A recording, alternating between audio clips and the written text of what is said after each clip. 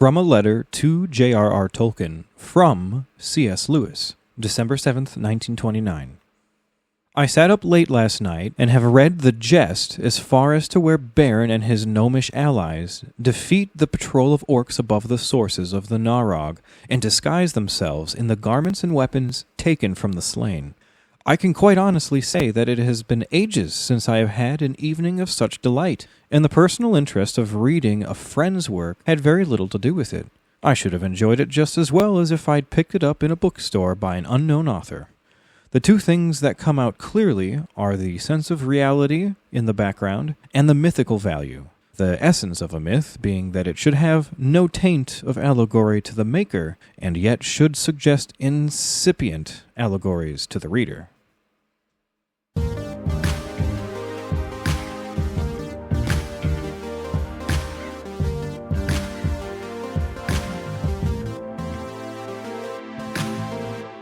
Hey, I'm Danny J. I'm Joel N. I'm Trevor D. And together, we are... Keep on Tolkien. Kid. There's software for that nowadays. But Yep. Welcome to, or welcome back to, rather, or both, episode 104. 104. Can you believe it, you guys? Yes, balls deep in our 100th episode celebration. That's right, our 100th episode celebration where we are covering the great tales of the Elder Days, the three great tales that are Beren and Lúthien, the Children of Húrin, and the Fall of Gondolin. Yeah, these three great tales are also known as the, how do you say this, Atanatarian? Every episode we try to say it, every episode we fumble it. It comes from the word Atani. I think it's like the word for man. You know, it's many more symbols than syllables than it seems like it is. Yes, it's Atanatarian. It's full of vowels, man. I'm a strict Atanatarian.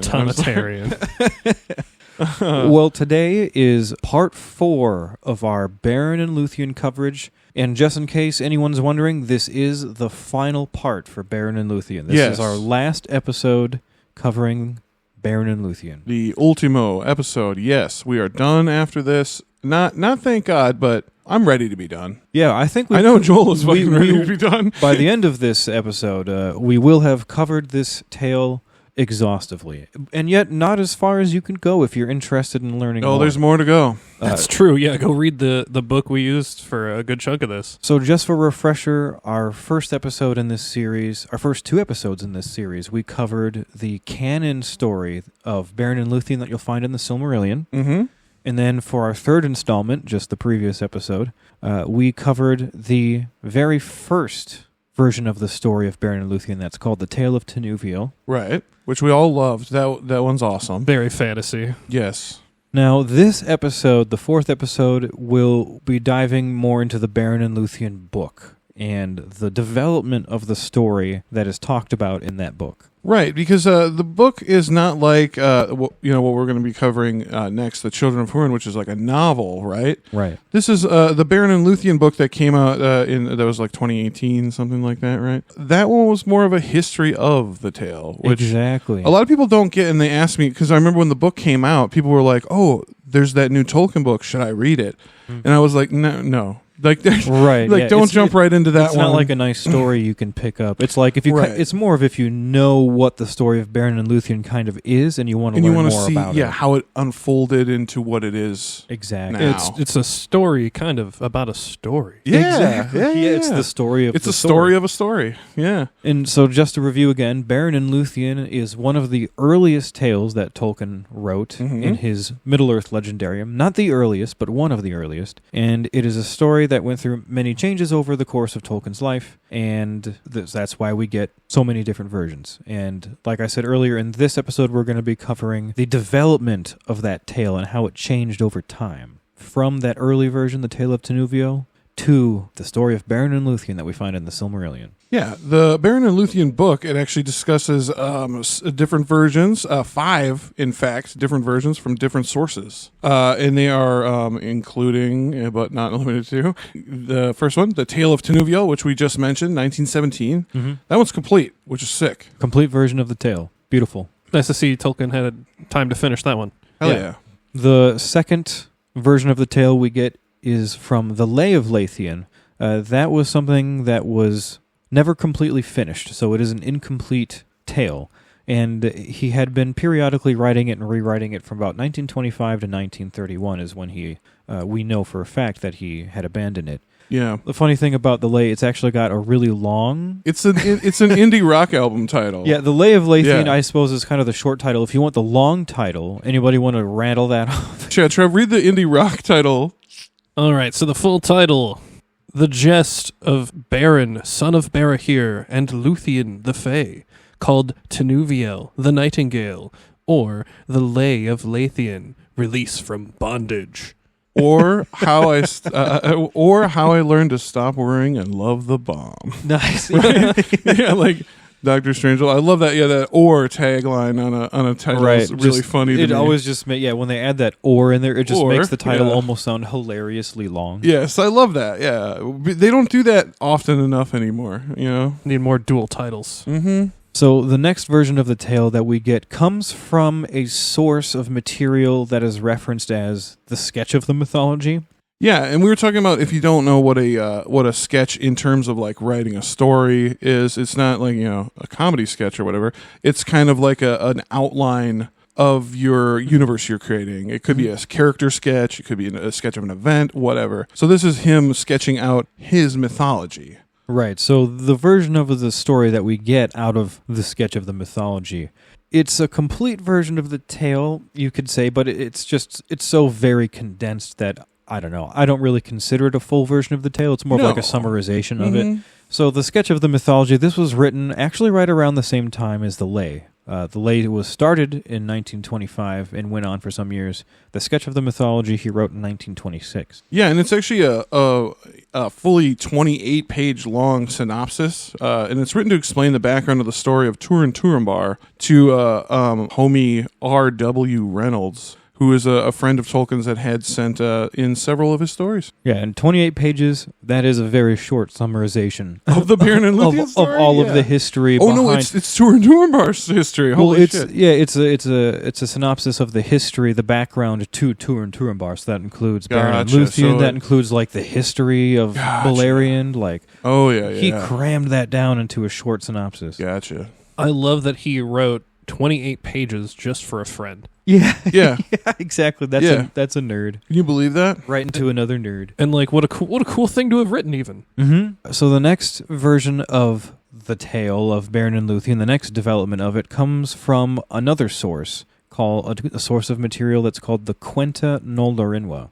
And this is a very quintessential work that Tolkien had written because the Quenta Noldorinwa is essentially the only complete version of the Silmarillion that Tolkien ever wrote himself. Mm-hmm. Granted, it's a very early version of everything in the Silmarillion, so it's different in a lot of ways, but it's very interesting. So this is a complete version of the tale that we get from the Quenta, and this was written in 1930. And Quenta Noldorinwa just it basically means story of the Noldor, right? Isn't that like the sort of translation of that? Yeah. But then we have the final, completed by Christopher. Yeah, and many favorites. Many people, this is their fave, Also has, it just has a really cool name, the Silmarillion. Hell yeah.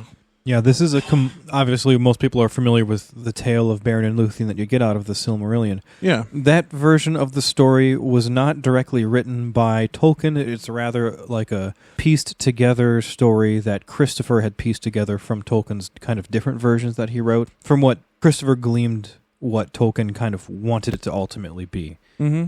So, and that's the came out in 1977. So Christopher didn't write any of the content; he just sort of piecemealed different versions of his father's thing together. He curated it to make it what it is. Yeah. I mean, that's essentially what the Beren and Lúthien book is. Exactly. Yeah. Right. Yeah. It's funny. It came out in 1977. So did Star Wars. What a nerdy year! It was a nerdy year. Can you imagine that? So just to review again, the Tale of Beren and Lúthien can be found in 5 different sources. Yes. The earliest is the Tale of Tinúviel, which we covered last episode. Then it goes the Lay of Lúthien, then the Sketch of the Mythology, then the Quenta Noldorinwa, and lastly the Silmarillion, which we covered in the first couple episodes. So today we There you will go. only be covering the story as it is found The middle chunk. really Yeah. in the Lay. We're going to cover the Lay a lot today, you guys. I love the Lay of Lúthien. We're going to get laid. We're going to get laid. Woo! And then we're going to talk a little bit about the sketch of the mythology today. We're going to dive into the Quenta a bit today, and we will also talk a little bit about the Silmarillion today, but that's what we've got on our docket. Fuck yes. Let's get right the fuck into it. How about it? Let's dive in, folks. Let's get laid. Beginning with the Lay itself, the Lay of Lúthien. Boo, boo, boo. Yeah, Beren and Lúthien, the book, covers this in about exactly 100. Why would I add that? Like, what a dumb thing to ad lib. In about 106 pages. That's exactly how long it takes. And it's the longest in the book in terms of number of pages. Yeah, well, that has to also do with the Formatting formatting. a It's little the bit. Lay. That's why it takes up so many pages, because it's in Lay format. Right. As far as, like, word density, It's not full page paragraphs. Right. But nonetheless, the Beren and Lúthien book does spend a lot of time talking about the Lay. 106 course. pages is nothing to shake a stick at. So Yeah, good chunk of that book. let's dive into it. So after the Tale of Tinúviel, after the coverage of the Tale of Tinúviel is complete in the book of Beren and Lúthien, this is when Christopher interjects to talk about when Tolkien began to write the Lay of the Children of Húrin and the Lay of Lúthien in the 1920s. Tolkien started writing the Lay of Lúthien during the summer of 1925 specifically, and Christopher states that the original Lay of Lúthien was completed only up to line 4223, and that's where it was abruptly abandoned. It's a lot of lines. Yeah, A lot. 4,223 is a lot of lines. A lot of lines. Yeah, he would periodically edit and add to the Lay until he finally just kind of abandoned it in 1931. And after the completion of The Lord of the Rings in 1955, Tolkien began a new version of the Lay. This is called The Lay of Lúthien Recommenced, which Just like Alien versus Predator Requiem. Right. Right. recommends. Yeah, like what the fuck? We're back at it. It can be found in the Lays of Beleriand, actually. Yeah, check that out. That's History Middle Earth Volume 4, I think. Yeah, it's Yes. in the first 5. So, I always thought that was interesting. After The Lord of the Rings, he did actually go back to the Lay, and he started writing more. Yeah. He didn't get a lot done. He got about like a sixth of the way through rewriting it, and it was really only in like scattered bits throughout. Mhm. So like when you go and you read the Lay of Lúthien Recommenced, it's not actually like a story. It's like here's a chunk that he rewrote here, here's a chunk that he rewrote here, Sure, stuff sure. like that. Oh, it'd be neat to find a version of that has like Where it lays it it's into just- the yeah, original. it's just injected That's in what I there. would like too. That'd be cool. I just want a version that takes all the longest versions of each, regardless of if it's the latter or the earlier, just the longest versions and puts them all together. That'd be cool. Yeah, Christopher begins his coverage of the Lay with a section of Canto 2, written in 1925. So, now let's talk about the Lay of Lúthien and how the story developed with the Lay. Let's talk about things that were added to the story in the Lay of Lúthien. Right, I kind of think of this whole Beren and Lúthien epic as like a snowball or a glacier, right? Like rolling Sure. down, and it just kind of picks up certain things from all the different earlier versions, and by the end you have like an amalgamation of all these different things, and it tells a totally different story. Exactly. It's pretty cool. So the Lay itself, when we get into the Lay adds the character Thu the Hunter and removes the character of Tevildo, Prince of Cats, Right. from the early tale. Who we all have great love for. Mm-hmm. Yeah, so Tevildo, gone. That makes me very sad. In comes Thu the Hunter. Yeah, Tevildo, Prince of Cats was a pretty cool character. Yeah. Thu is pretty scary, though. Don't sleep on Thu. And for those who might not be aware, both Thu and Tevildo, these are all developments of the character that will become Sauron. Sauron stand-ins, yeah, exactly. There's some development in Beren's backstory in this version as well. It changes Beren's father and lineage really from Aegnor the Forester, who was a what do they call him? The gnome, right? Mm-hmm. Which is an elf, Mm-hmm. to Barahir, who's a man. Exactly. Yeah, that was a very significant change. Very significant change. Which enters this whole into the Legendarium. You get the whole Union of the Children of Ilúvatar theme kind of comes in, which is big. And we were just talking about that with the series, how we don't like they just kind of throw in an elf and man relationship, and it's like that's supposed to be super significant, only happens a few times throughout history. Yeah. So they're kind of cheapening it. Anyway, We won't talk about Rings of Power too much today. Yeah, check out our reviews. We Yes. do some good reviewing and reacting to the Rings of Power episodes. Go check those out. Yeah, we just recorded the other day, which is why it was on the top of my If head. you can't tell, it just came out. It's on. Yeah, it's fresh on our minds. But back to the lay, it adds the addition of a aptly named character, Gorlim the Unhappy, Yes. I love this edition. Yeah, this guy. and the treachery that he does. Mhm. But he's tricked, right? So Sure. Morgoth makes a phantom of his wife, Elenel, to lure him into a trap, and Gorlim is caught by Morgoth's hunters and then brought before Morgoth himself. Gorlim gets questioned by Morgoth and then killed, and then Morgoth's hunters use that information to find and kill Barahir and his men. And this happens all while Beren is out and away from Barahir's camp. Yeah, he's like scouting or foraging or in something. one version Yeah. he was like hunting, in another version he was scouting. It kind of depends on what version of the tale. Mhm. But Beren has a nightmare about the death of Barahir and his men, and is visited by the ghost of Gorlim, who warns him and also apologizes for his betrayal.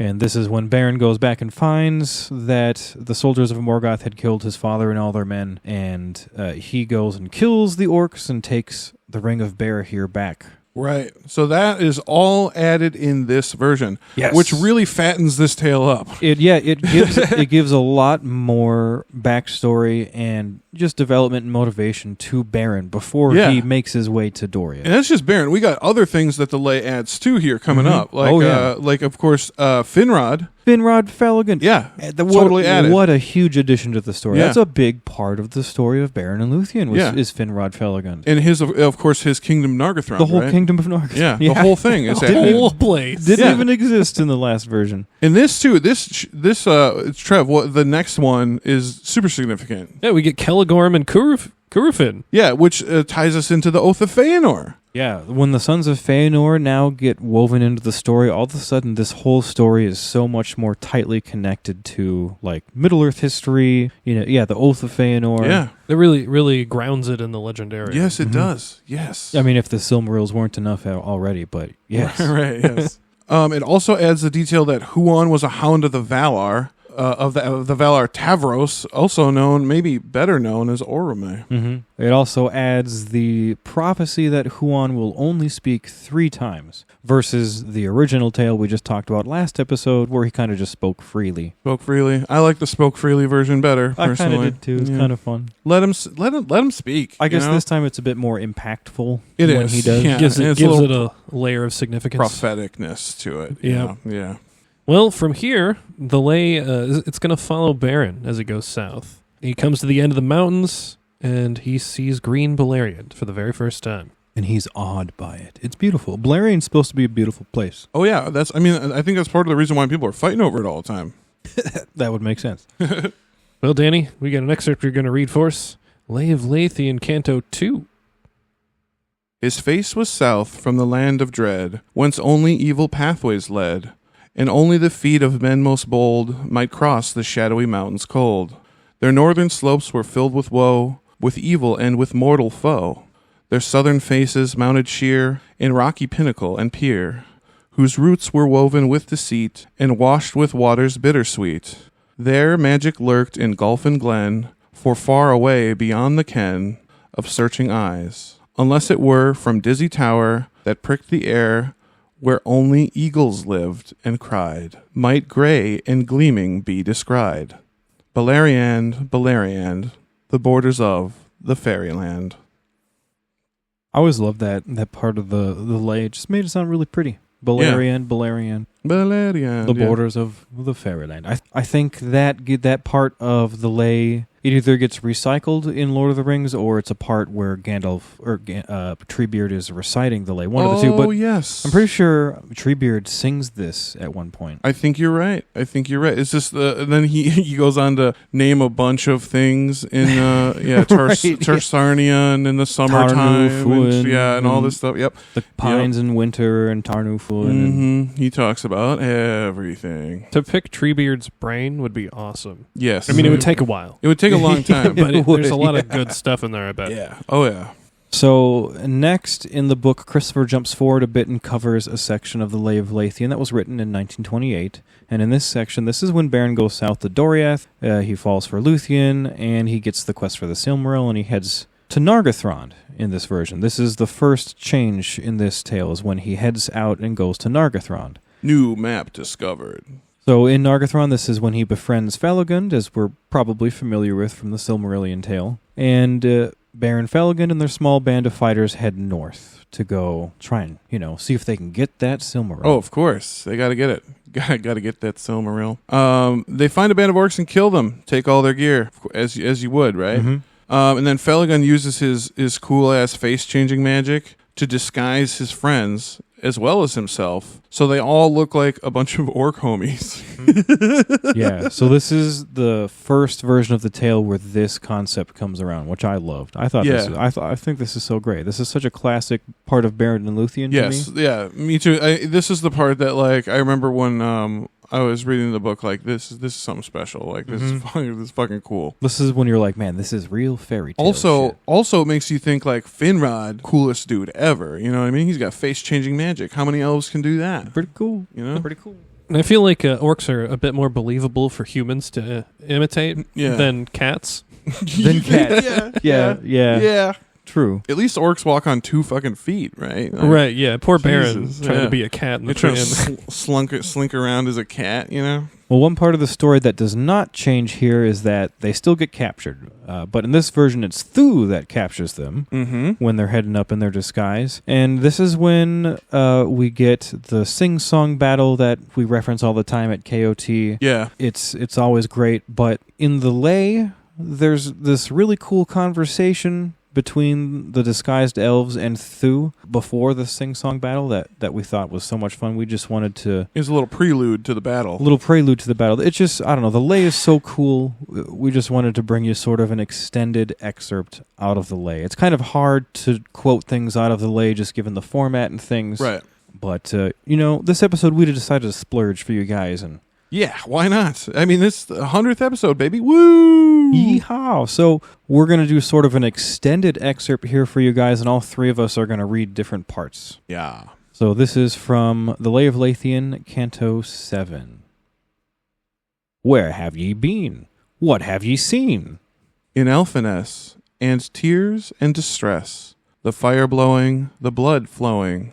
These have we seen, there have we been. 30 we slew, and their bodies threw. In a dark pit, the ravens sit, and the owl cries, where our swath lies. Come, tell me true, O Morgoth's thralls, what then in Elveness befalls? What of Nargothrond, who reigneth there? Into that realm did your feet dare? Only its borders did we dare. There reigns King Felagund the Fair. Then heard ye not that he is gone, that Celegorm sits his throne upon? That is not true. If he is gone, then Orodreth sits his throne upon. Sharp are your ears, swift have they got tidings of realms ye entered not. What are your names, O spearmen bold? Who your captain? Ye have not told. Nereb and Dungalef, and warriors 10, so we are called, and dark our den. Under the mountains, over the wastes, we march on errand of need and haste.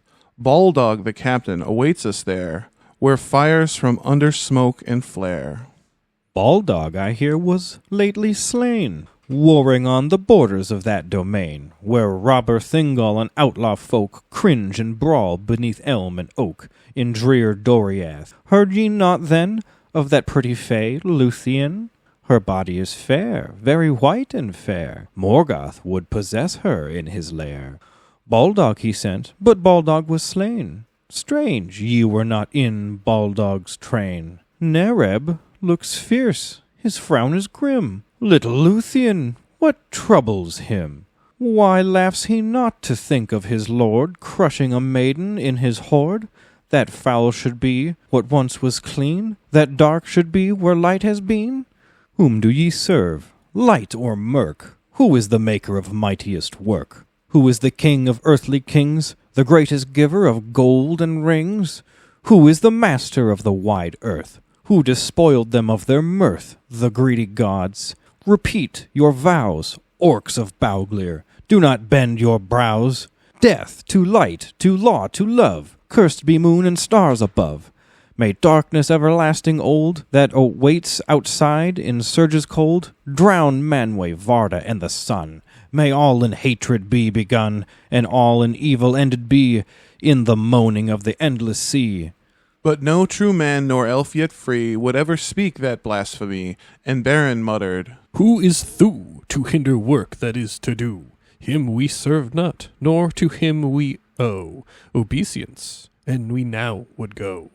Thu laughed. Patience, not very long shall ye abide, but first a song I will sing to you to ears intent. Then his flaming eyes he on them bent, and darkness black fell round them all. Only they saw as through a pall of eddying smoke those eyes profound, in which their senses choked and drowned. Hell yeah, and then from there, the lay goes into the sing-song battle, which is so much fun, but we've kind Alas, we do not have time. well, we've kind of We'll referenced it also a few cover it, times. yeah. It's also, one thing I found is the sing-song battle is actually the same in just about every version of the tale. Oh, really? Because pretty much every single version of the tale, since it's supposed to be a song battle, just uses the lay. Oh, why not? Mhm. That makes sense. That totally makes sense. So pretty much any version of the sing-song battle you find is going to be pretty much the one canon- we've the one- heard the on the one, show. the one that Yeah. we've repeated on the show multiple times. Lots of fun, but alas, we're going to use this time to highlight some more lesser-known parts of the lay that we don't cover all the time. Yeah, why not? So Felagund battles with Thu in song, and as we know, Felagund loses, and Felagund and friends are revealed, but Thu still does not know their identities, though he now sees them for what they are. So he throws them into a dungeon where a werewolf kills them one by one until somebody will give up information, which no one does. Sick. Right. So they're Yeah. just dying one by one. Just dying one by one, man. Yeah, Celeborn and Curufin are also hunting in the wild, and this is when they find Lúthien, Mm-hmm. and they capture her. Yeah, this is also new to this version of the tale. That's when this was all added. Also new to this tale is when Huan saves her and speaks for the first time, saving her from Celegorm and Curufin. Yeah, she rides his ass, too. I Right love up that like she a steed. She I mean, Huan's probably like big like a wolf, right? Right, yeah, he's a big boy. I always figured he was the size of like a small horse. Like he's right, small- yeah, okay, big, yeah, yeah. that's what I Yeah. always thought too. Yeah. And then, of course, back in the dungeons of Thu, only Beren and Felagund are left alive, and in this version of the tale, Thu actually overhears a conversation between Beren and Felagund while they are in the pit, and that's how he finds out who they are. Oh, he pieces it together, huh? Yes, in the other versions, I don't know if he ever really finds out before. Not that I remember. before he doesn't- shit goes yeah, down. Yeah. But in this version, yeah, he's like a dark. He's like a voice in the dark who's like listening to them and finds out. It's kind of interesting. Cool. I love that he considers holding them for ransom. Yeah, he actually like Hell considers yeah, this. yeah. In this version, he starts considering things to do with them. Like, what a thing. You don't hear that in Middle Earth. He also suggests that maybe Celegorm may try to usurp the throne if he finds out that Felagund is imprisoned. Which, just yeah. trying to sort of like mentally torture them. I mean, he was actually right, Used too. to turn which out, is- yeah. Smart it was guy. a very interesting conversation here that we don't get anywhere else. Yeah, you can depend on Celegorm to do the asshole move, like you can depend on Old Faithful Yeah. for once an hour gush of water or whatever the fuck. Right. You know what I mean? So at this point, Thu sees no more use for Beren, so he sends the wolf to kill him, and that's when, as we know, normally happens in the canon version of the story. This is when Felagund saves Beren, but is killed in his place. Yep. After this, Lúthien and Huan confront Thu's wolves, and I like this. Thu is described as wearing a cloak and a black hood. No more battle with cats like we would have had, right? Right, yeah, now Yeah. it's wolves. That's wolves. And Thu also recognizes Lúthien's voice. And he's like, I'm going to give her to Morgoth. That sounds like a good idea. So then we get more into the canon version that we've talked about in the past, where Huan kills the wolves, kills Drauglin, the Lord of Wolves, and then Thu takes the form of a wolf and also loses to Huan. And Beren is released, and Felagund is buried. That version of the tale kind of comes to be here in this version and stays the same from here on out. From here on out. Yeah, Huan actually, this always fucking baffled me. Huan returns to Nargothrond as well as freed prisoners, and he chills with Killigorm and Curufin into exile. Mm-hmm. Yep. I mean, I suppose it speaks to the faithfulness of his right, dog. Yeah, right? He's a loyal dog. He's right? a loyal dog. Loyal hound. Damn, it sucks his master's such a fucking asshole. No kidding. I do really like that Huon gets kind of a more of an origin story here, though, too. Mm-hmm. And, like, we can tell he had, like, now that Nargothrond is here, he's been there a while. Yeah. Mm-hmm. I like that he's not just like he was just roaming the woods before, just looking for agents of Melkor. Right. So at this point in the tale, this is when Beren and Lúthien are living in the woods for a while, and they come across Killigorm and Curufin and Huon. This is when Beren takes Curufin's horse, his gear, and specifically his special knife, which goes unnamed in this tale, but it's described as dwarven and able to cut iron like wood. In canon, this is known as Angrist. However, it doesn't get a name here, but otherwise it's pretty much the exact same knife. At least it's not kitchenware. Right, yeah. In the last version, it was a butcher's knife from the cat kitchen. The Ginsu knife, right out of the block. Yeah. Curufin hits Beren with an arrow in this version, too. Mm-hmm. And Lúthien and Huon, they save him, right? Yeah, so this is something that develops here and pretty much stays the same from here on out. Mm-hmm.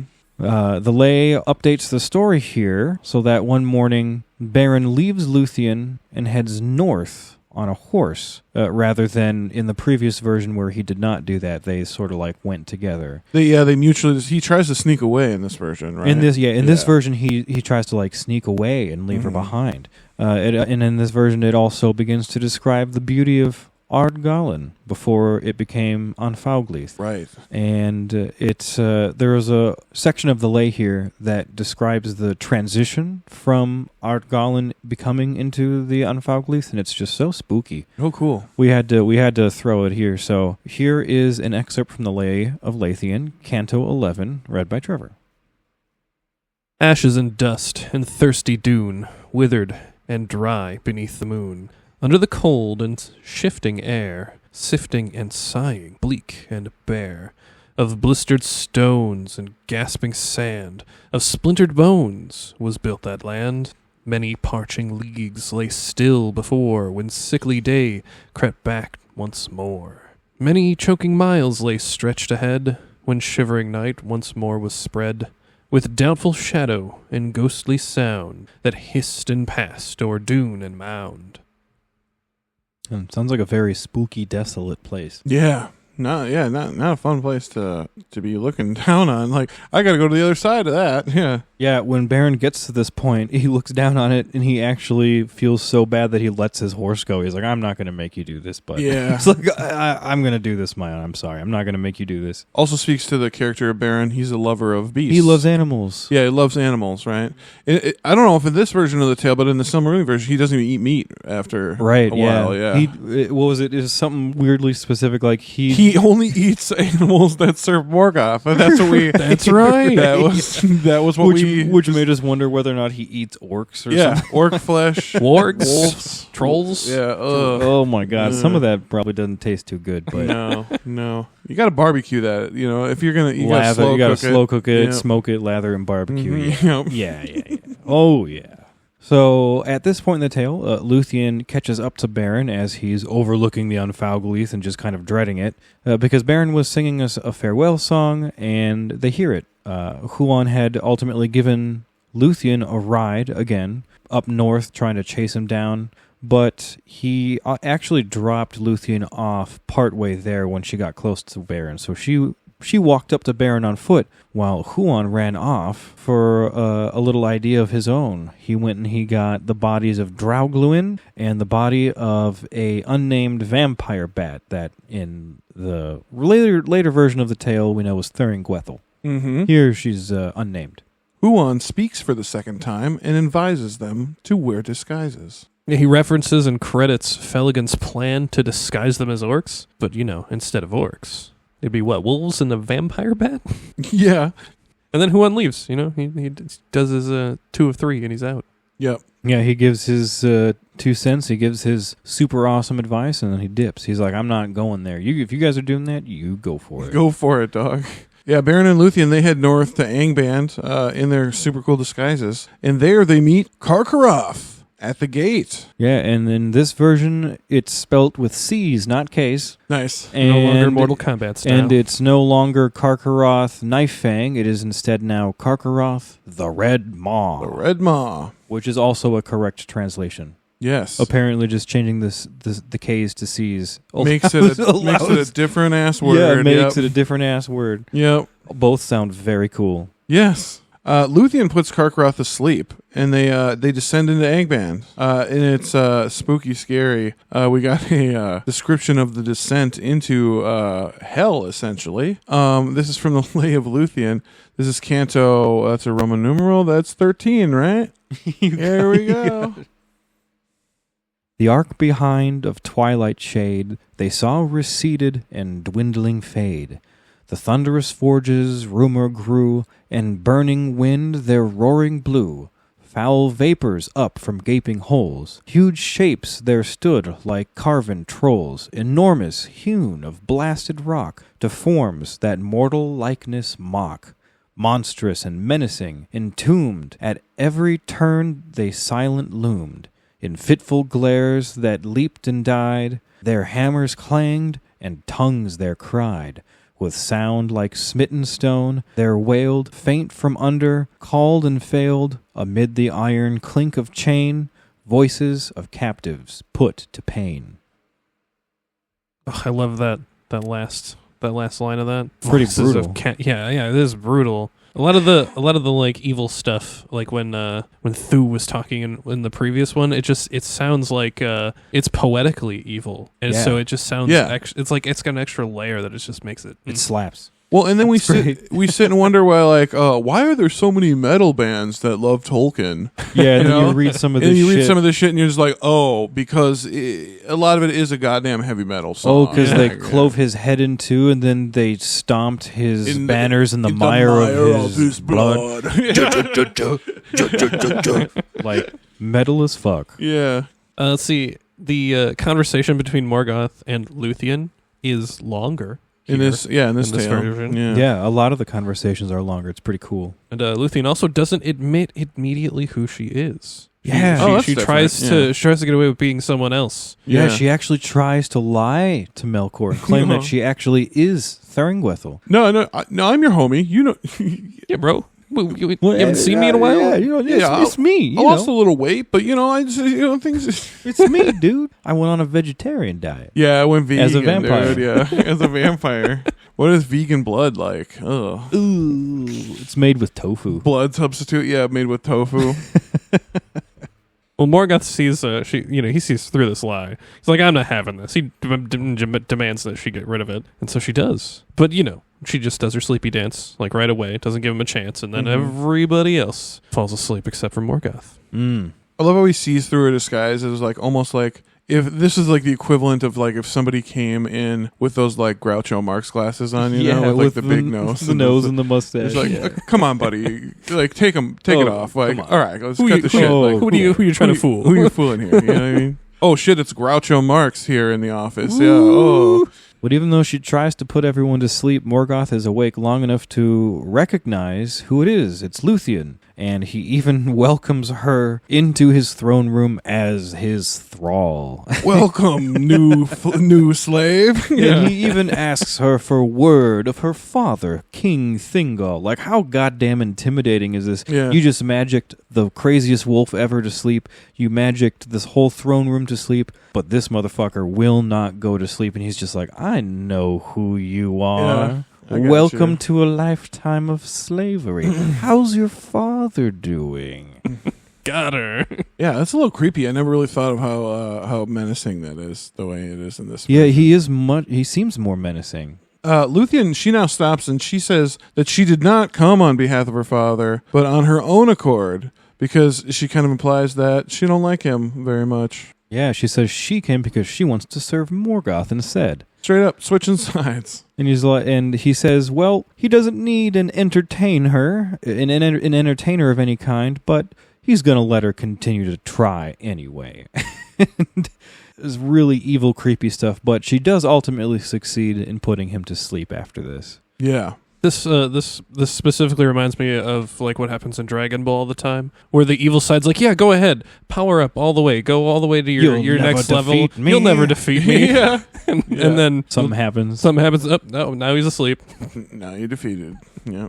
So this is when Beren uses Curufin's knife, the nameless knife, to cut free a Silmaril from Morgoth's crown. But in this version, he goes for one more and it snaps. And in this version, it's a piece of the knife that cuts Morgoth's brow. In the last version, the earliest version of the tale, it was the sound of it snapping. Right, that woke the throne room. Right. Yeah, so this is, again, one of those changes that changes here and stays the same from here on out. It's the piece of that knife that cuts Morgoth's brow, that and makes the whole throne room stirred. That makes it so much more tense, like they drew blood on the dude. Right. You're just like, I can imagine they just froze, and they're like, oh, yeah, shit. So I forget, though, in every version when Morgoth is taken out, does the crown fall from his head? Yes. I think they always mention that it like tumbles to the ground and makes a sound. Yeah, right? It's always super loud. In every version, Lúthien puts him to sleep and he falls to the floor and his crown falls off. Okay. Yeah. I'm imagining, I was just imagining Beren like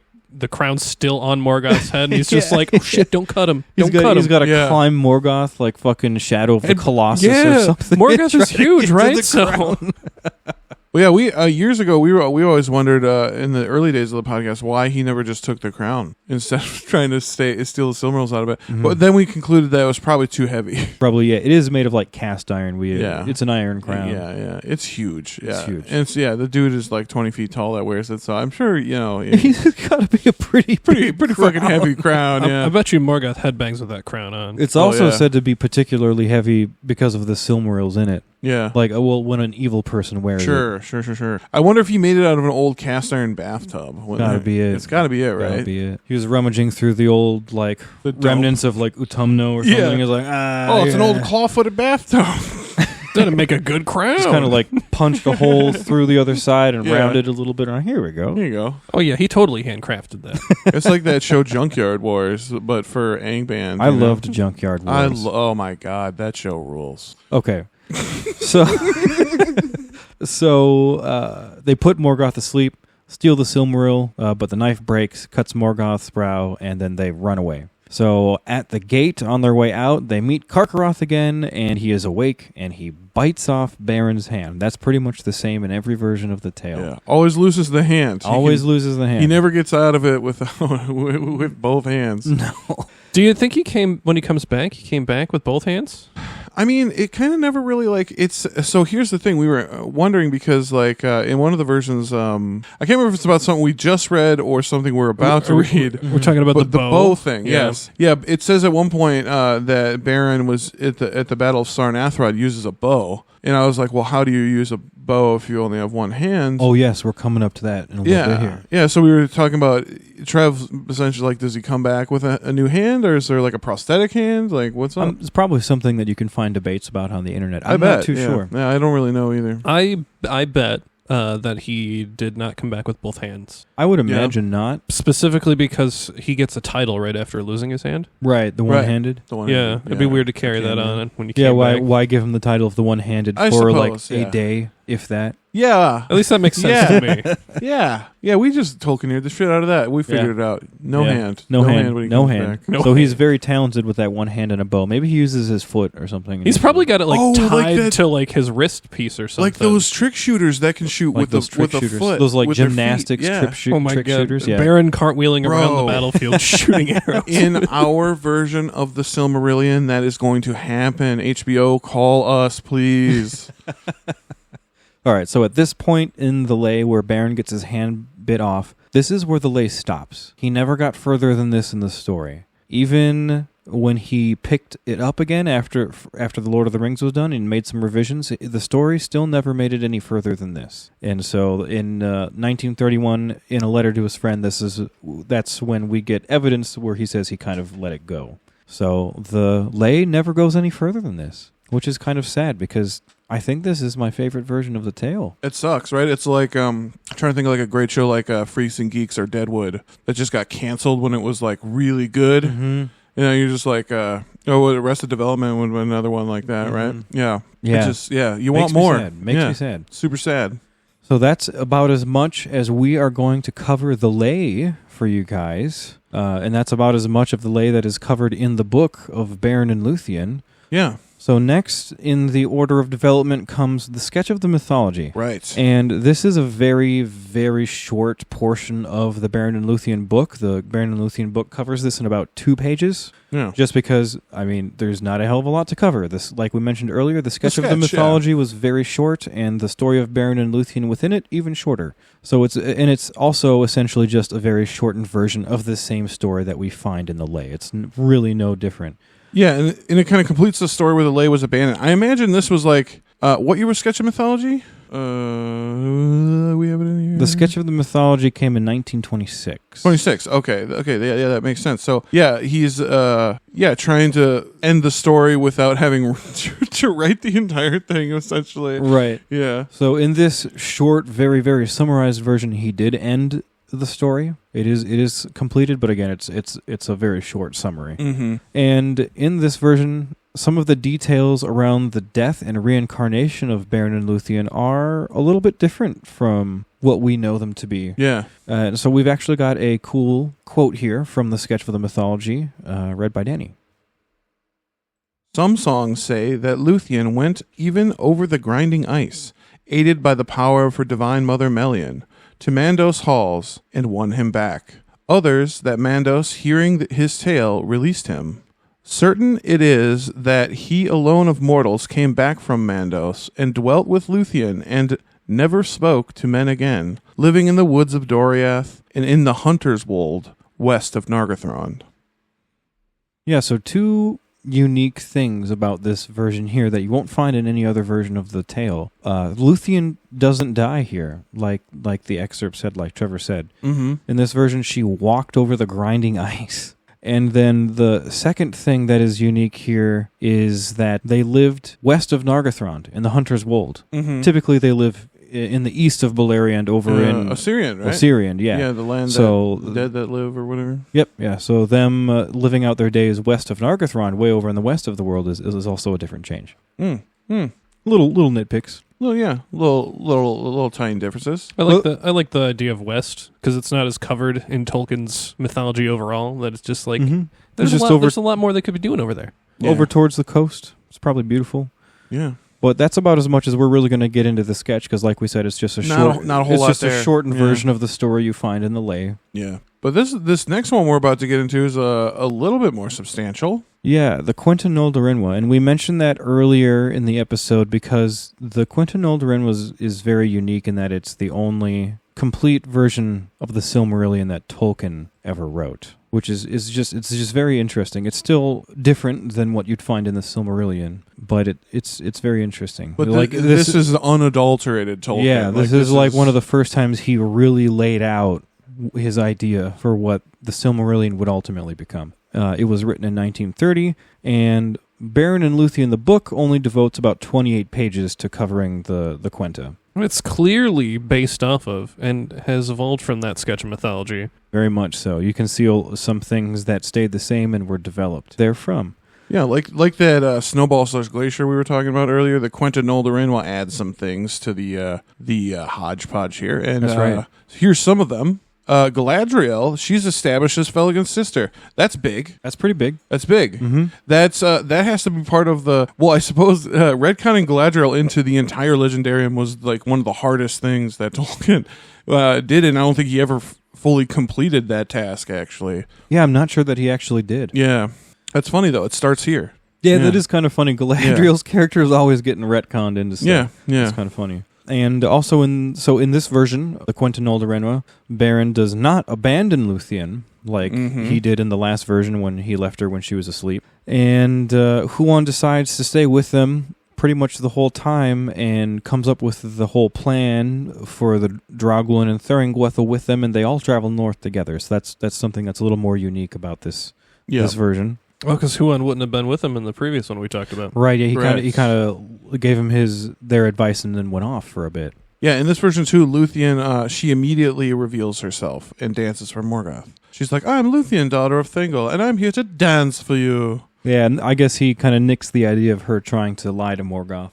I kind of like that, though. Same, yeah. I don't think Luthien would be stupid enough to try to lie to Morgoth. Exactly, yeah. You know, like he's going to figure it out one way or another. Yeah, in this version, she states that she claims that she was brought here by the wolves of Thu. You know, so she's trying to pretend like she still kind of pretend like she's in their favor as a friend. Yeah.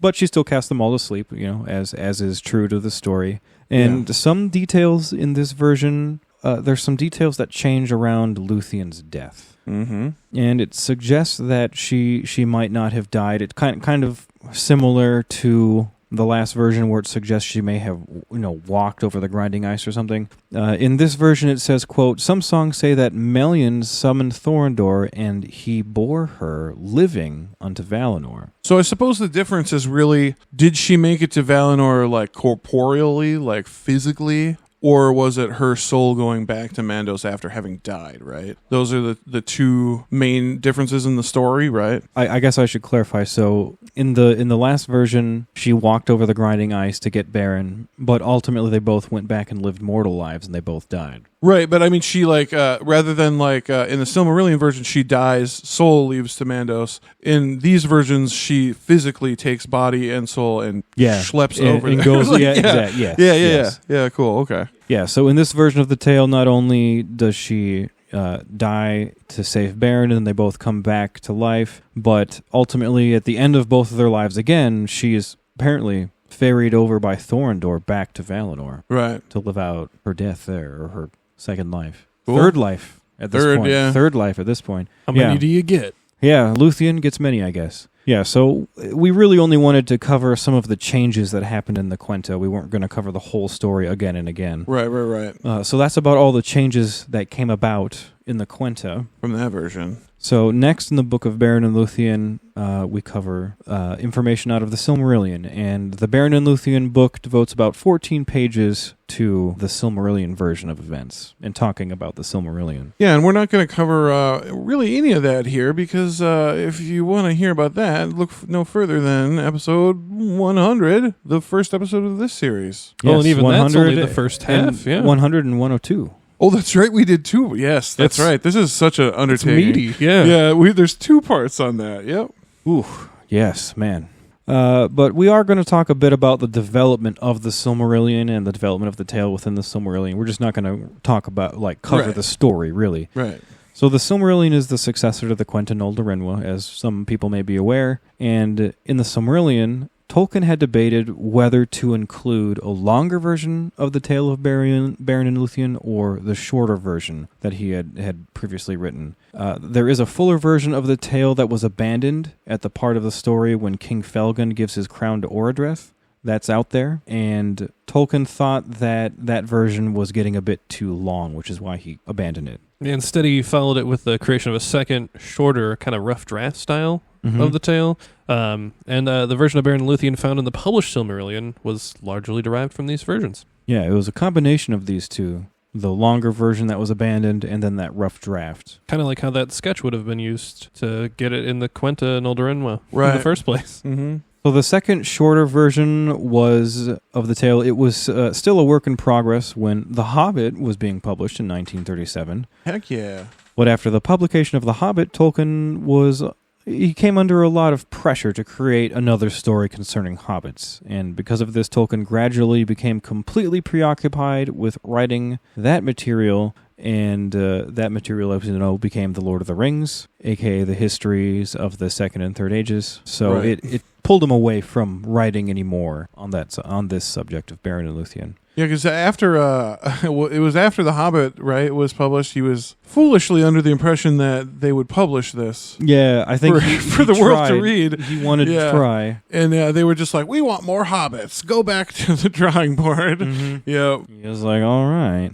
Funny that it unfolded that way. I mean, I'm glad it did at the end of the day, because now we have all of the content. The Lord of the Rings is amazing. Right, I wouldn't trade it for anything, right? But, I'm glad that we have access to it all now, is I guess what I'm saying. You know? That's a lot of dense information, too. Right, mm-hmm. Yes. There's a reason they call it a legendarium, right? Exactly, yes, yeah. So it's at this point in the book, which is chapter 9, that Christopher states, Story of Beren and Luthien has now been told as it evolved in prose and verse over 20 years from the original Tale of Tinúviel. After initial hesitation, Beren, whose father at first ignored the Forrestor of the Elvish people called the Nodoli, or Noldoli, translated into English as gnomes, has become the son of Berehir, a chieftain of men, and the leader of a band of rebels in hiding against the hateful tyranny of Morgoth. The memorable story has emerged in 1925 in the Tale of Lúthien of the treachery of Gorlim and the slaying of Berehir, and while Vienne, who told the lost tale, knew nothing of what had brought Beren to Artenor, and surmised that it was a simple love of wandering, he has become, after the death of his father, a far-famed enemy of Morgoth, forced to flee to the south, where he opens the story of Beren and Tinúviel, as he peers in the twilight through the trees of Thingol's forest.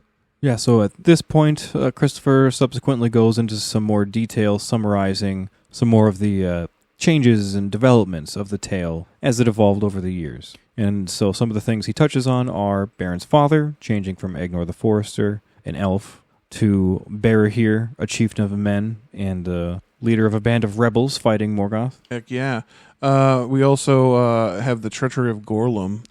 This is added by the Tale of Lúthien in 1925. Beren's motivation for traveling south and wandering to Doriath changed from just having a simple love of wandering to him being that far-famed enemy of Morgoth after the death of his father. Yeah. He gets a more significant bit of backstory there. Yeah, he really does. And some real development, too.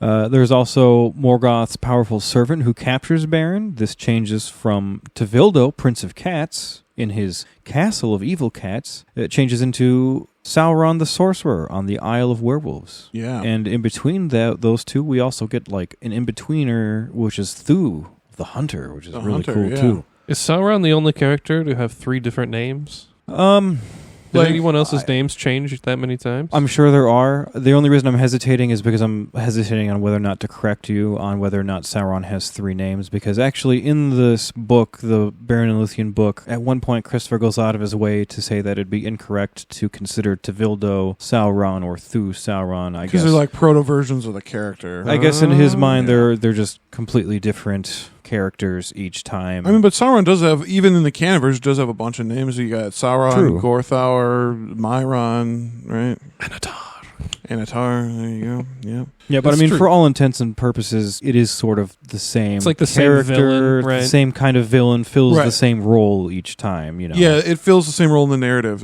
Yeah, exactly. Okay, all right. Yeah, I hadn't thought about it that way previously, but that makes sense. Yeah, one of the other stuff, some of the other stuff was the legends around the Nargothrond and its people. And it also adds the Felagund's Oath to Berehir. That's a whole thing, right? That goes all the way back to the Dagor Bragollach, right? Mm-hmm. Yeah. There's also the addition of the elves of Nargothrond disguising themselves as orcs and getting captured by Thu. There's the addition of Celgorm and Curfin to the tale, and them imprisoning Lúthien and Nargothrond, and, you know, how Huan breaks her out. That was all developed throughout this. Yeah. The choice of fate, which that was added in the Quenta Silmarillion, which you know is the bit where Beren and Lúthien get the choice, but this is where it changed to just Lúthien getting the choice. I see. Yeah. Because Beren is no longer immortal, right? Yeah, it was the choice of whether or not they'd be reborn as mortal or immortal. Oh, I get it. That's why they had to change that. Yeah. Originally, Beren got the choice to be reborn as an elf, I guess. And, you know, that seemed, I guess, which I suppose is like what that kind of gets recycled later with Elwing and Eärendil, right? Right, exactly, yeah. Yeah.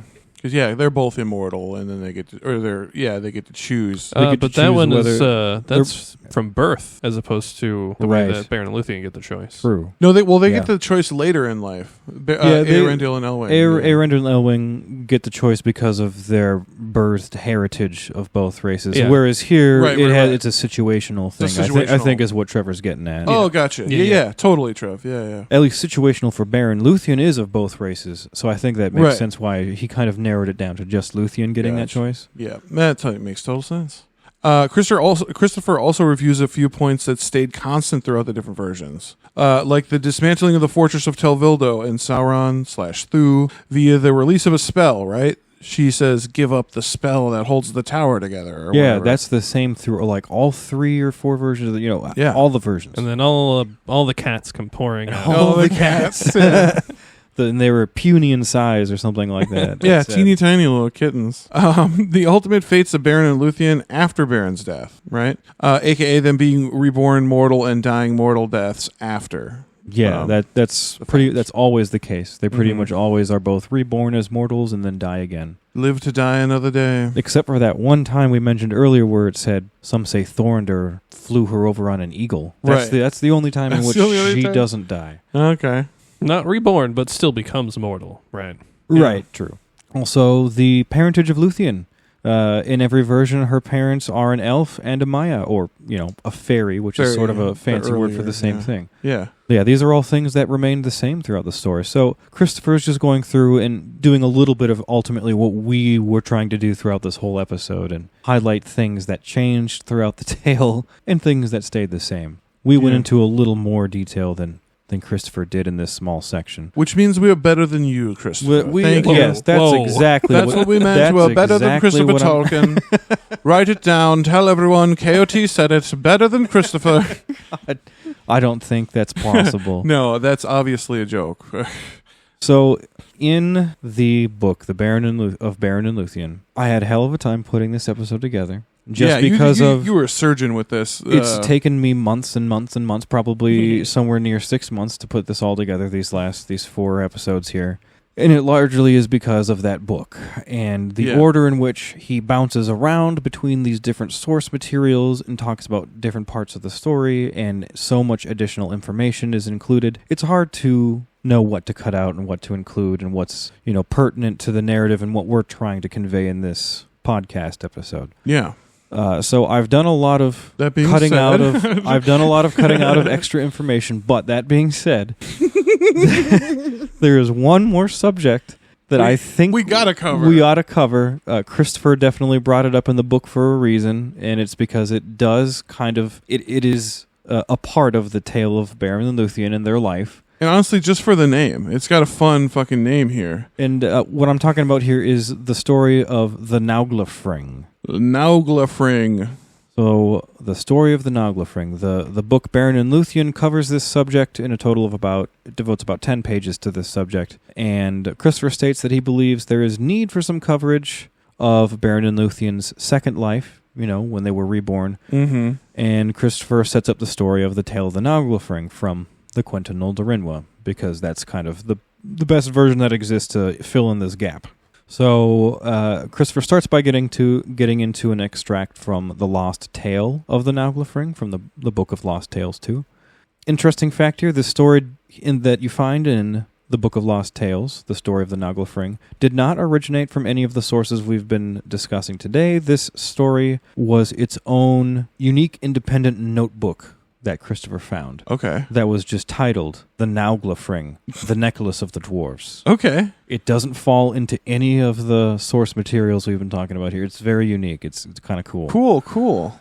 So the tale of the Naglafring follows the Silmaril that Beren had taken from Morgoth's crown after he had given it to King Thingol, and sort of what happens after King Thingol gets that Silmaril that Beren worked so hard for. The Oath of Feanor unravels this story. Exactly. It's essentially, that's a good way to put it. Yeah. It's essentially when the Oath of Feanor starts to interact with the story, the tail end of the story of Beren and Lúthien. Yep. So King Thingol hires some of the dwarves from Nogrod to have the Silmaril set into an ornate necklace for himself. The end result was the Naglafring, or the Nauglamir in later versions. One of these is definitely better than the other. I like the Nauglamir. Yeah. No, personally, I love Naglafring. You like Naglafring? Yeah. Lies. Yeah, so this is the Nauglamir, the Naglafring. This is the famous necklace of the dwarves with a Silmaril put into it. Embedded into it. It's supposed to be like the most beautiful thing. But of course, after they complete that, they decide that they not only want the necklace, but they're owed it for their labors. These dwarves that worked on it, they believe that. You know what? Now that we made it, we think we deserve it. I think that's like a pretty communist way to look at it. I kind of love that. Like, that'd be imagined like if a rich person hired you to build a big house of theirs, like you and your homies, and then afterwards you're like, this is pretty nice, and we spent a long time doing it. I think we'll keep it. Mm-hmm. This is our house now. Well, and there was a disagreement here. It ended in the murder of King Thingol and the sacking of the Kingdom of Doriath. Yeah, not good. Who knew would have been their downfall? Yeah. And for those of you who may not know, this is the origin of all of the hatred between elves and dwarves. Yes, this is where it starts. It starts right here. Most people are probably familiar with the fact that elves and dwarves don't get along. They've always there's been a lot of animosity between those races. Because this is why. Yeah, up until now they've kind of, they've interacted here and there, but they weren't enemies. Like they never really quite got along. Yeah, but they weren't enemies. Right. After this, it's like a blood feud. It's exactly. It turns into a fucking vendetta after this. Yeah. And even when things like calm down, elves and dwarves are really never like on very friendly terms after this, except for one instance, and that is Eregion in the Second Age with Khazad-dûm. Mm-hmm.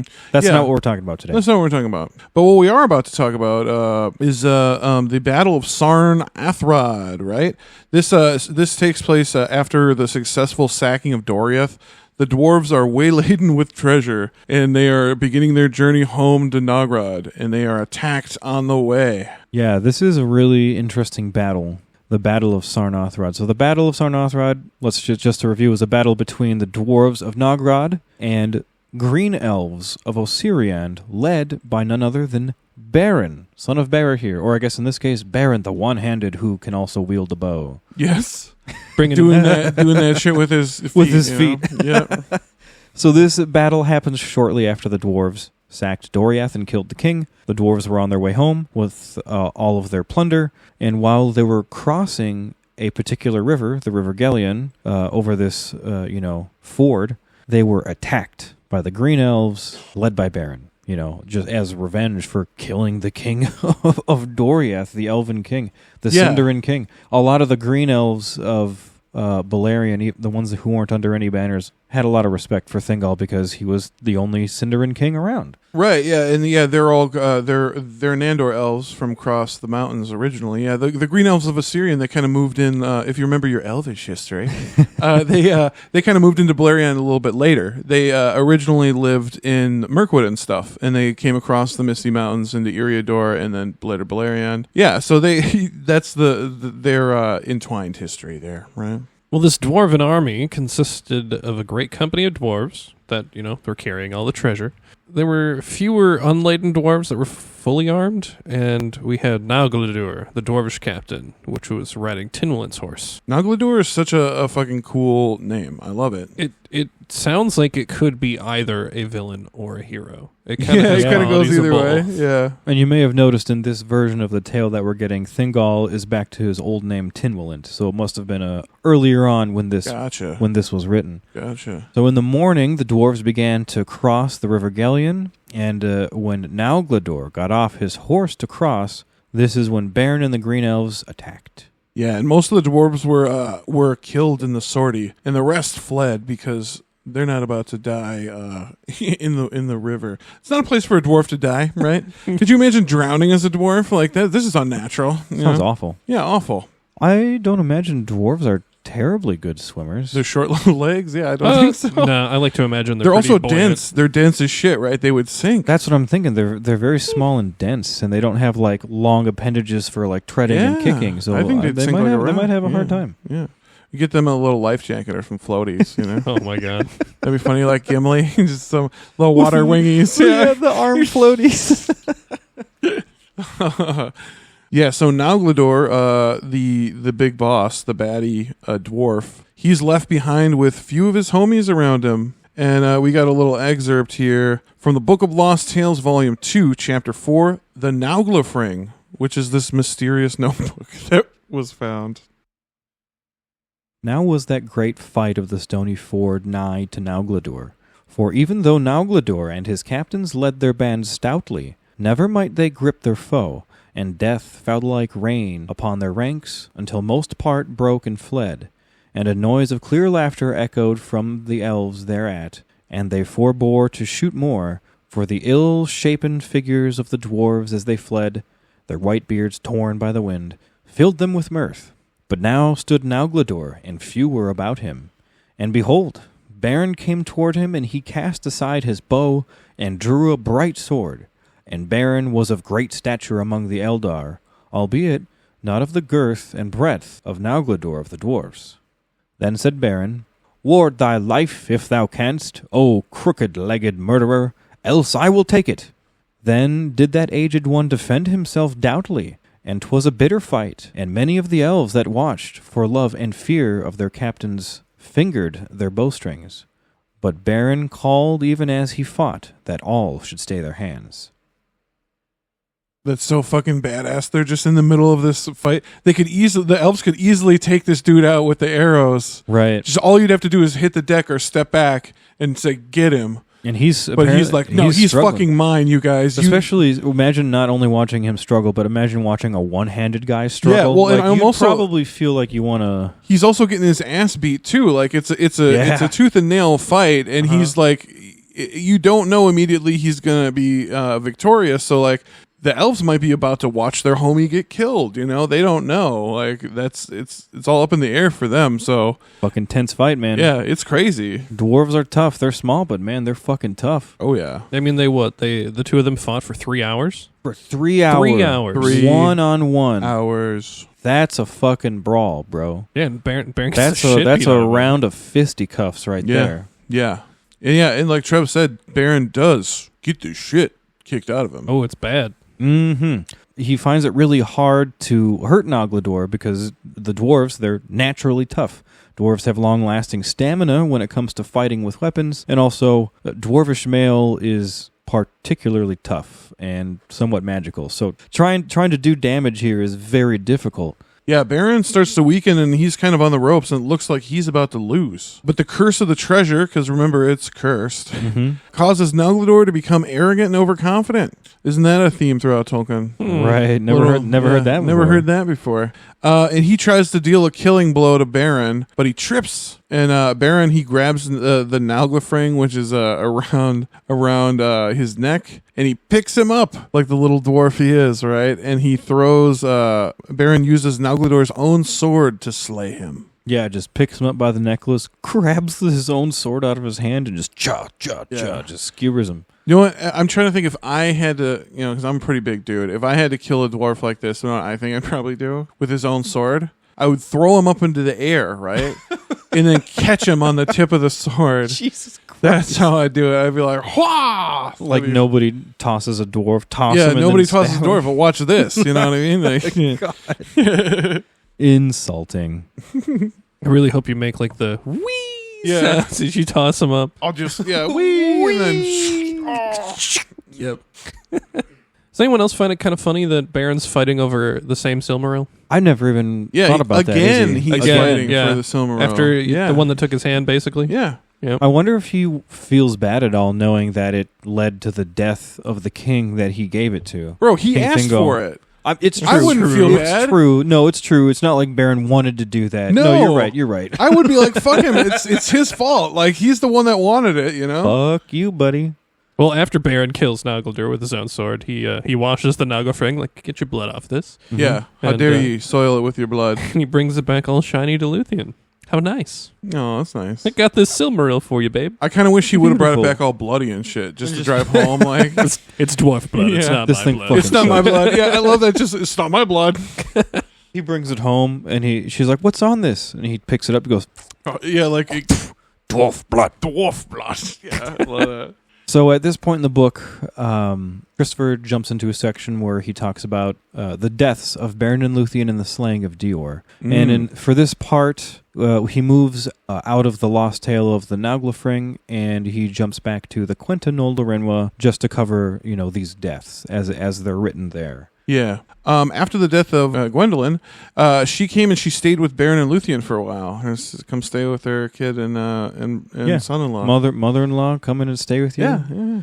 That's a thing. It happens. Yeah, Gwendolyn warned Tinúviel and reminded her that the Silmaril spent a lot of time in evil hands, even though evil hands couldn't really touch them, and hinted that it still has an evil doom surrounding it, which I assume is the Oath of Feanor, right? Right. Right. Yeah. Exactly. So then Tinúviel said that, she desires not these things of worth or precious stones, but only the elven gladness of the forest. Aww. Oh. How nice. So to please her mother, Tinúviel throws the Naglamir away. She casts it away and throws it on the ground. I need not this gem. But obviously Beren is pretty displeased with this, considering all the shit he's gone through twice now for this goddamn Silmaril. So he doesn't think it should be thrown away, so he goes and picks it up and he stores it in his treasury. That shit's full of magic, right? I mean, could he have just like put it to his wrist and maybe grew a new hand? Do you think he tried? I mean, maybe. Just like put the Silmaril on his stump and see if maybe the hand grows out around it. Like, that'd be cool. That'd be sick, actually. Anyway, that's my fantasy brain. Moving on. Well, eventually, Gwendolyn, she goes into the West to be healed of her grief of losing her husband, Tynbalint. And in this version of the tale from the Quenta, it says that the second deaths that Mandos predicted for Beren and Lúthien came swiftly and not at the same time.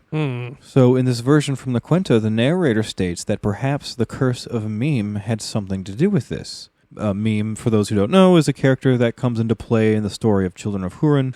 At one point in the tale, Mime curses the treasure hoard of Nargothrond, which include the necklace, the Nauglamir. So that's kind of how this curse translates here. Right. So in this version, Tinúviel slowly faded, and then one day she just disappeared in the woods. What? And it said that Beren searched all the lands of Hithlum and Artenor looking for her. And it's also said that no elf has ever been as lonely as Beren during this time. I bet. And then Beren also faded away and died. Fuck. Okay. Very, very sad. It specifically said that no elf has ever been as lonely as Beren? Right, because this is from an earlier version where they were both elves. Oh, it's okay, so this is still elf Beren. Which is This why... is from the Quenta Noldorin. Yeah. So this is why Beren also, quote-unquote, faded away as well. I see. And died. Gotcha. And it just so happened that it happened at different times for them, which is very bitter. Very bitter, sad. Yeah, because the story, at least the one that I'm used to in the Silmarillion, is they die off screen. Pretty much. They die off screen. Yeah, we don't really know one day what there's a delivery of the Silmaril to Dior, and he's like, Dior. oh, I guess and they he's like, died. I guess my parents are dead. Cool, yeah. Yeah, I guess they lived happily ever after. Well, I suppose, That's I suppose it would be cool. Way to go. They lived a happy life. Good for them. Especially if they got that gem back afterwards. Yeah. But also in this version, there's a little bit of a silver lining. It says that the elves believe that Beren and Lúthien now live blissfully together in Valinor. There's a lovely little excerpt here from the Quenta Noldorin about this, read by Danny. Mayhap what all elves say is true, that those twain hunt now in the forests of Orome in Valinor, and Tinúviel dances on the green swords of Nessa and Vana, ladies of the Valar forevermore. Yet great was the grief of the elves when Gwylarthon went from among them and became leaderless and lessened of magic, their numbers diminished. And many fared to Gondolin, the rumor of whose growing power and glory ran in secret whispers among all the elves. So those that stayed there in Doriath were ruled by Dior, who now wore the Nauglamir. of course. But the Sons of Fëanor got some news about this, and they came and sacked Doriath. Then they killed him. Yeah, and that was known as the second or two of three kinslayings. The Fëanor. Yeah, again with this. But luckily, the Sons of Fëanor did not obtain the Nauglamir during that kinslaying. So I guess that actually almost makes it sadder because it was all for nothing. Yeah, they all died for nothing. Yeah. But anyway, the reason that they weren't able to get the Silmaril during that battle was because Elwing, daughter of Dior, took the Nauglamir with her to the settlement of the Mouths of Sirion. And there the refugees of Doriath joined the refugees of Nargothrond, and the Nauglamir stayed there safely with Elwing for a short time. For a little while. But that's where we're going to end the story, because we're going to get a little bit more into Elwing and what happens with her and the Silmaril in the story of the Fall of Gondolin. Yes, indeed, which is part 3 of our giant 3-part series. So this is where we felt it appropriate to sort of end the tale of Beren and Lúthien. Wow, that was a long one. We're going to end it appropriately with a quote from the Silmarillion by Christopher. None saw Beren and Lúthien leave the world or marked where at last their bodies lay. So that's pretty much it. Yeah, we don't know. Yeah. That's how Christopher ends the Beren and Lúthien book, with that line. It's a pretty, I don't know, a beautiful way to end that. Yeah. And that's also where we are going to end this episode and end our coverage of Beren and Lúthien. Oh, my God. Jesus. My God, you guys, we made it. Woo. I hope you guys learned a lot. I sure did. I learned a stupid amount about Beren and Lúthien. And I know you guys, so I just want to reiterate something before we go here, before we get into our final thoughts. If you like this Beren and Luthien series at all, please give a shout out to Joel friggin' N, because he works so friggin' hard on this. I don't think there has ever been a more complicated episode of KOT ever. And yeah, he knocked it out of the park. So this shit was awesome. Thanks, man. Yeah, I fucking loved it. It has been something I've been working on for about 6 months now. And months, and it's been a busy time in your life too, and you've still fucking knocked it out. It's awesome. I'm very proud of you. I'm pretty proud of this. I think we did a very good job covering the story of Beren and Luthien over these 4 episodes. Yeah. I think if you've ever had any questions about Beren and Luthien, you're likely to find a lot of the answers here. Yeah. But I also didn't want to go into too much detail because of how beautiful the story is. Sure. And also, you should go read the Beren and Luthien book. This is not a substitute for that. Right. No, it's KOT is never, and put this on a fucking t-shirt, KOT is never a substitute for the text. No, this is just us. We are supplementary material. Yes, we are just having fun with the material. So yes. Go. This is just us loving the material. Yeah, exactly. And we had a lot of fun covering this too. We had some good jokes, some good laughs. Yeah. Well, and how many stories do you guys read or listen to where you get multiple versions of the same tale from the same author? Right. Yeah. You get to actually get into the author's brain and see how it developed over time, how he came up with it. It's really interesting. Yeah, it's kind of like I like the 64 Mustang, right? This would be like me sitting down and watching the dude draw the 64 Mustang on the fucking thing, and then watching it go through testing. Well, it's almost like you watch the guy. Well, it's almost like you went so far as to watch somebody who made the 64 Mustang watch somebody who made the 62 Mustang and then the 63 Mustang and then take all those parts to make his 64 Mustang and then he dies, so his son takes what was left of the 64 Mustang to make the 65 Mustang. No, I love your analogy, but car people are going to be mad because 64 was the first year for the Mustang. Oh, fuck me. But whatever, your logic your logic was straight on 100%. But 64 was the first year. But yes. Okay. I understand why that would be desirable. 64 was the first published year of the Mustang. I'm sure it was in development before that. Oh, yeah. Well, it's really weird with the Mustang. They call it the 64 and a half Mustang. You heard that? No. Yeah, they call the first one the 64 and a half. I don't know why. It came out in the middle of the year, I guess. Maybe I don't fucking know. That's weird. Well, this isn't the Mustang podcast. This is the if you want to hear more about the Ford Mustang, I guess there are other places. I can't really direct you, but Wikipedia, I guess. YouTube, Google. You'll find something. Yes. Well, let's get into final thoughts on Beren and Luthien, because that's what we've been talking about for the past 5 hours or so. Yeah, so we've spent... us as a crew here, we've spent a lot of time reviewing it and talking about Beren and Luthien. So we thought we'd do a little round table and talk about who's each person's favorite version of the tale. Yeah. Which version of the tale was your favorite? For me, I think it was the lay. I think I said that earlier. Yeah. I gained a lot of appreciation for the lay during this exercise. The lay is very fun, and I love the rhyming scheme. It just makes it gives it an extra little pizzazz. Yeah, Tolkien was turns out he was really good at that. Yeah, he's a very good writer, linguist. Yeah. I personally think I really like that fun fantasy take with Tevildo and the evil cats and the Tale of Tinúviel. Oh, the very first one. Yeah, I like how whimsical it is compared to all the other stuff that ended up being part of the Legendarium. It really is very whimsical. It's fun, and Ceiling Cat would be pleased. Yeah. Ceiling Cat? Ceiling Cat would be pleased. Ceiling Cat from that's an ancient internet meme. Ancient memedom, yeah. Yeah. Wow. God Cat, maybe? You've definitely seen it. If you've been on the internet for the past 20 years at all, you've definitely seen Ceiling Cat. Okay. Perhaps. Perhaps I have. It's just, I guess, characteristic of the podcast. This reference went right over my head. Yeah, it's cool. So originally, I would have said that the Quenta Silmarillion was my favorite, because it's the first one that I had read, and that'll obviously be incredibly special to me, right?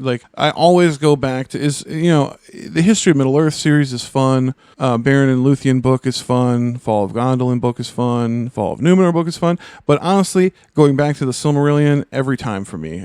That's originally what I would have said, right? But honestly, after doing this series, I gotta say it might be the Tale of Tinúviel. I just love the cat shit, even though it's like super, super anti-cat, and I don't appreciate that. Yeah, cats are It is just kind as of evil anti-cat, as yeah. wolves and spiders in this. Yeah, exactly. Yeah, but yeah, that one's just so fantastical and fun. I love that one. How about favorite character? What do you think, Joel? Oh, I kind of like with how I love the dwarves within the mythology because there's so little about them and they're so cool. I have the same feeling for Thu. Thu was kind of such a short period, short-lived. a short-lived period of that character, or filling that role in the story. Thu actually went through something I didn't get into much detail in this outline. Thu actually had two different versions. In one version, there was Thu the Hunter, and then the other version, I think there was Thu the Necromancer. The Necromancer, yeah. Which is really cool. Thu the Necromancer is the one we got the description of with like the black hood and everything, which was really cool. Yeah, Thu's kind of like, what's his name? Timothy Dalton. Timothy Dalton, he played James Bond like once or twice. You know what I mean? Like Okay. he's like the short-lived era of Timothy Dalton, and that's the Thu of this, Sure. Yeah. I've actually never seen... I haven't seen either of the... I think there's two Timothy Dalton ones. I've never seen... Timothy Dalton's really funny in Hot Fuzz. He's the guy that... what I owns was going to the say was furniture. much more egregious. what were you I've never watched a single Bond film? Bond film ever. Really? Not even the ones that came out when we were in high school and stuff? Nope. Huh. Weird. I thought I'd at least... I mean, I'm not a huge Bond For fan. a series that has as many installments as that, Yeah. you'd think I would have seen You think one you by would have now. seen at least one by now. I've seen... what's the parody? Austin Powers? Austin Powers. Yeah. Well, you know what's really I've funny? seen Austin God. Powers 1 and 2, and isn't there a third? There's 3, yeah. The funny thing about those movies is the more James Bond movies you see, the funnier those movies get because they parody the shit out of those James Bond, like little tropes and stuff. Yeah, so like, I don't know. In conclusion, you guys, I know this is an episode about Keep on Tolkien, but James Bond some of them are good. Check them out. Some of the Bonds are good. No, never mind. No, we're not getting into that. This is the end of our episode. How about we go back to favorite characters? Yes, Dan? favorite characters. Danny, what's your favorite character? James Bond. James Bond. Yeah, definitely Pussy Galore is my favorite character. That's a real James Bond character. I believe it. Let's see. Mine is definitely got to be Tevildo, I think, as well. I know. Same here. Prince Yeah. of Cats. I know that's what you wrote too, but like, I think, yeah. I mean, you also have the Tale of Tinúviel as your favorite as well. I know. so I'm sorry to it's- copy it's- you it's- on all but this. it's that cool, We're everybody. just in agreement. Yeah. I mean, Meowle, what a brilliant name. Oh, I forget. Meowle. Meowle. Yeah. Oh, what a great name. Yeah. Oikoroi. Oikoroi. Oikoroi. The cat names were The awesome. cat. There were a lot of cat names. There were like 3 or 4. Well, they died different like cat they names barely even outside of- have any time. And Yeah, then they just the are- one got like tied up and thrown off a cliff or What something. was Oikoroi the one that fell asleep? So Tevildo just killed him or I whatever, like think threw him off the so. cliff. I thought Yeah. Oikoroi was the one that Beren ended up wearing. Oh, okay. Oh, is that Yeah. it? Oh, yeah, Jesus. he had his like throat slashed or something. I don't quite remember. Okay. Well, yeah. Something brutal. Something brutal. Yeah, the cat characters. We love cats in real life and the cats in Tolkien. We are cat lovers.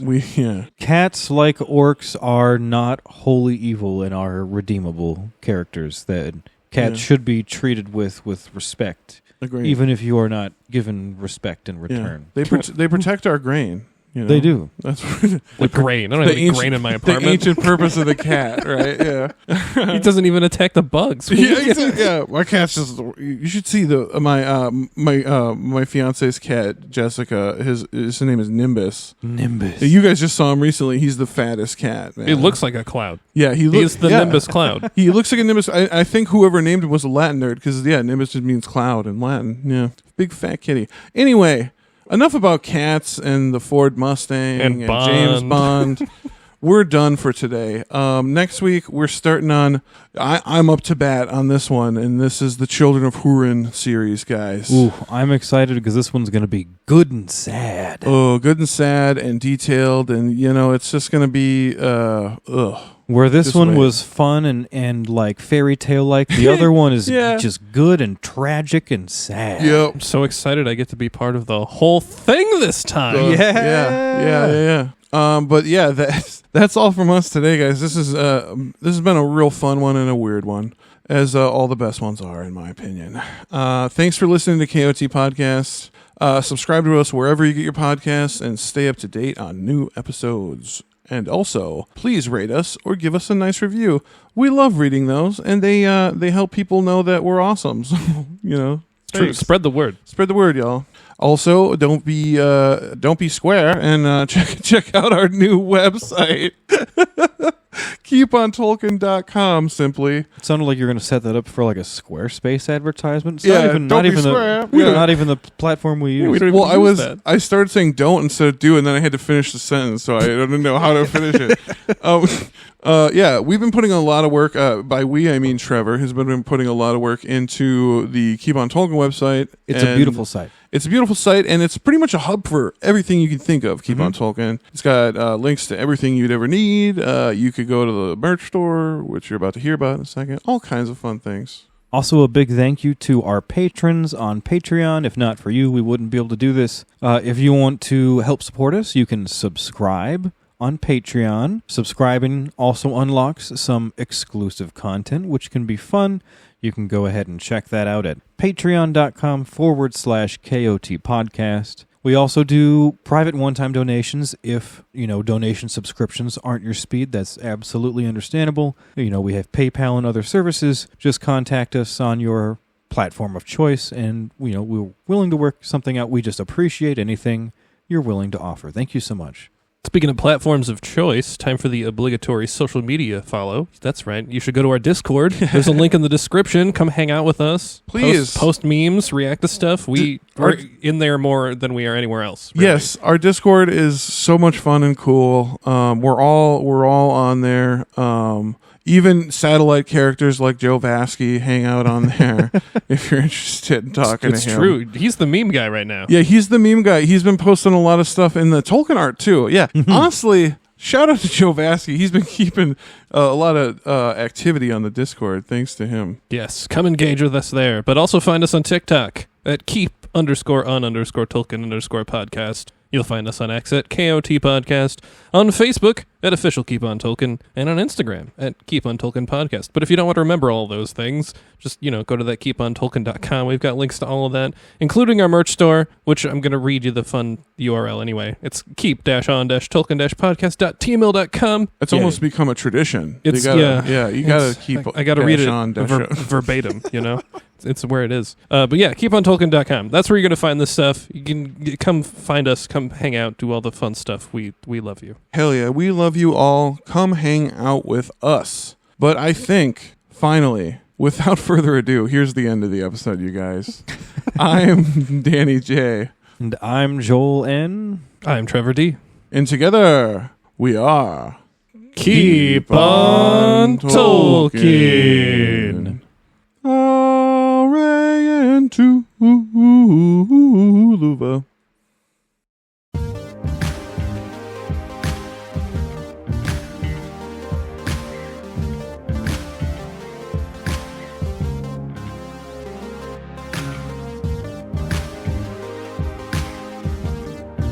That was a weird one. I didn't know what to do. It was pretty good, actually. I enjoyed it. Whatever.